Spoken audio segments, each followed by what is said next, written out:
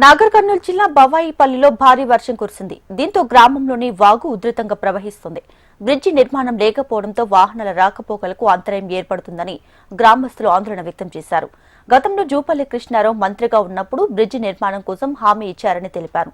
మాజీ MLA Beeram Harshavardhan Reddy bridge కోసం శంకుస్థాపన చేసినా కూడా పని మొదలవ్వలేదని ఆరోపించారు. ఎవరికైనా ప్రమాదం సంభవిస్తే హాస్పిటల్కు తరలించడానికి వాగు దాటలేక ఇబ్బందులు ఎదుర్కొంటున్నామని ప్రజలు వాపోయారు. ఇప్పటికైనా అధికారులు చొరవ తీసుకుని బ్రిడ్జి నిర్మాణం చేపట్టాలని కోరుతున్నారు.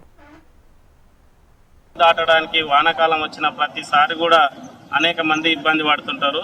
ఆదివారం రోజు మైసమ్మకు వెళ్లే భక్తులకు కూడా తీవ్ర అంతరాయం ఏర్పడుతుంది. అదేవిధంగా ఇక్కడి నుంచి పెదకొత్తపల్లికి వెళ్లాలంటే తీగలపల్లి, జనంపల్లి, బాబాయిపల్లి గ్రామాల ప్రజలు పెదకొత్తపల్లికి వెళ్లాలన్నా, హాస్పిటల్కి వెళ్లాలన్నా, గర్భిణీ స్త్రీలను తీసుకెళ్లాలన్నా చాలా ఇబ్బందులు ఏర్పడుతున్నాయి. ఈ వాగు దాటడానికి ఇప్పటికీ 2 days అవుతుంది. ఇంతవరకు ఈ వాగు దాటనిస్తలేదు. కాబట్టి మంత్రి జూపల్లి కృష్ణారావు గారు కూడా అంతకుముందు మంత్రిగా ఉన్నప్పుడు కూడా ఆయన దృష్టికి తీసుకెళ్తే చేపిస్తామని చెప్పి ఇంతవరకు చేయించలేదు.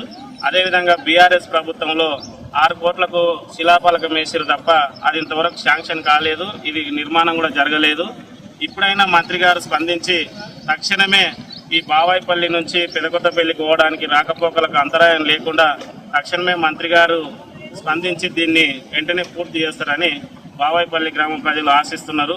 అదేవిధంగా ఇక్కడ నుంచి పంట పొలాలకు వెళ్లాలంటే కూడా వరి నాట్ల సమయం ఇది.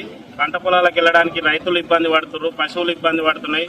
కాబట్టి తక్షణమే ఈ బ్రిడ్జి శాంక్షన్ చేసి బావాయిపల్లి ప్రజల చిరకాల వాంక్ష అయినటువంటి ఈ బ్రిడ్జి నిర్మాణాన్ని చేపట్టాలని కోరుచున్నాము.